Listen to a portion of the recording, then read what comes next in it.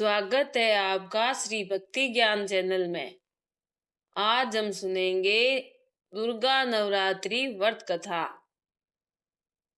एक समय की बात है, किसी गांव में दो भाई रहते थे। बड़े भाई का नाम था रामू। उसके दो बेटे थे। वह बहुत अमीर था। छोटे भाई का नाम श्यामू था। वह बहुत गरीब था। उसकी दो बेटियां थी। श्यामू रामू के खेतों पर काम किया करता था और रामू बदले में उसे कभी कभार खाने पीने की चीजें दे दिया करता था। श्यामू की पत्नी माता रानी की बहुत बड़ी भक्त थी। एक बार जब नवरात्रि आए तो श्यामू की पत्नी बोली, कल नवरात्रा स्थापना है। मैं माता रानी के 9 दिनों तक नवरात्रों का व्रत रखूंगी। आज आप मुझे फल और पूजा का सामान ला देना।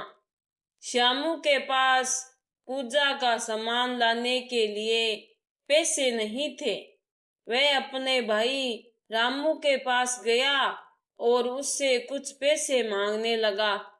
बड़ा भाई बहुत चालाक था। वह बोला, भाई अभी मेरे पास तुम्हें देने को एक भी पैसा नहीं है।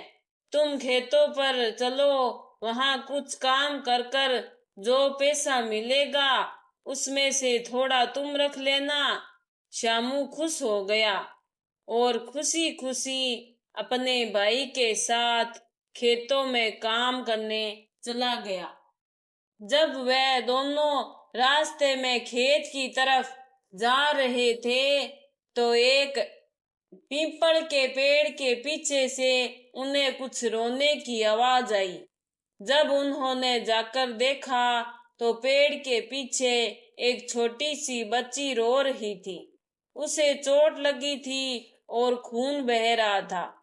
बच्ची को देखकर श्यामू उसे देखने जाने लगा तो रामू बोला, क्यों मुसीबत मोल ले रहा है? ये बच्ची ना जाने कौन है, कहाँ से आई है। तेरा तो नवरात्रि का व्रत है, क्यों इसके खून को हाथ लगाकर अपवित्र होना चाहता है? ये सुनकर श्यामू बोला, भैया आपका तो व्रत नहीं है, आप इसे अपने साथ ले जाओ। आवाज सुनकर रामू वहां से नाराज होकर चला गया और श्यामू उस बच्ची को अपने साथ अपने घर ले जाता है। बच्ची को देखकर उसकी पत्नी बोली, ये कौन है? तब श्यामू ने उसे सारी बात बता दी। श्यामू की पत्नी ने बच्ची को गले से लगा लिया और बोली, माता रानी ने इसे हमारे पास भेजा है। हमारे पास जो कुछ भी है उसमें ही ये अपना गुजारा कर लेगी। वैसे भी हमारी 2 बेटियां हैं, एक बेटी और ही सही। उन्होंने उस बच्ची को अपने साथ रख लिया। रात हुई तो किसी ने श्यामू के घर का दरवाजा खटखटाया। श्यामू ने देखा तो दरवाजे पर उसका पड़ोसी खड़ा था। उसने श्यामू को हाथ में एक थैला दिया और बोला, माता रानी के पूजा का कुछ सामान और फल है। मेरी दुकान पर पूजा का सारा सामान बिक गया था, बस यही बचा था तो मैंने सोचा तुम्हें दे दूं। तुम नवरात्रि का व्रत और पूजन करते हो। ये देखकर वह बहुत खुश हुआ और उसने सामान अपनी पत्नी को दे दिया और दोनों ने मिलकर नवरात्रि का पूजन संपन्न किया। उसी रात रामू के खेतों में आग लग गई और सारी फसल जल गई। इस बात से वह बहुत दुखी हुआ। अब उसके पास पैसे भी नहीं रहे। दिन पर दिन उसकी हालत खराब होने लगी। उसके हालात खराब होते गए। उधर श्यामू का घर धन धान्य से बढ़ता गया। नवरात्रि के 9 दिन पूरे होने को आए। 9वीं के दिन रामू ने सोचा कि श्यामू के घर पैसा और खुशहाली कहाँ से आ रही है, देखना पड़ेगा। रात के समय वह चुपके से श्यामू के घर की खिड़की के पास बैठ गया।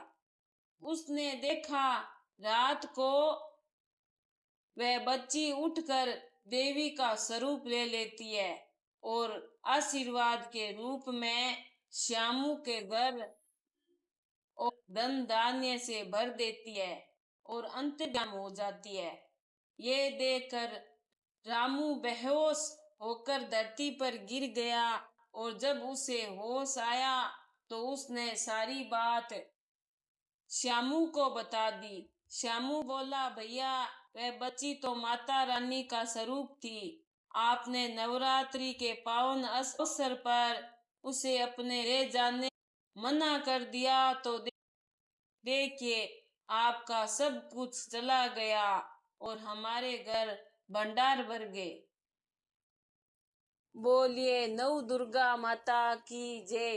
अगर आपको मेरी ये कहानी अच्छी लगी है तो लाइक सब्सक्राइब जरूर करें। बहुत बहुत धन्यवाद।